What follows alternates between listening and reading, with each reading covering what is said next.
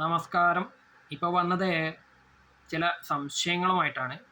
അറിയാവുന്നവരെ അതൊന്ന് തീർത്ത് തന്നു കഴിഞ്ഞാൽ നന്നായിരിക്കും.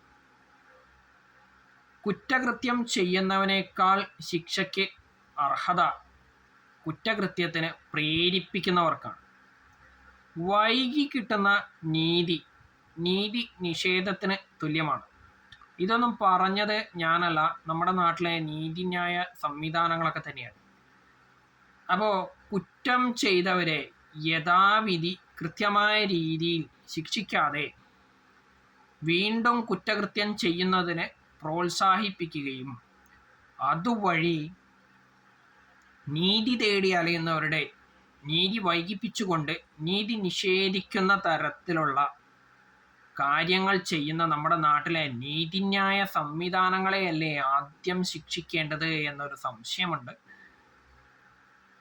അറിവുള്ളവർ അതിനെക്കുറിച്ചൊന്ന് പറഞ്ഞു തരണം എന്നൊരു അപേക്ഷ കൂടിയുണ്ട്.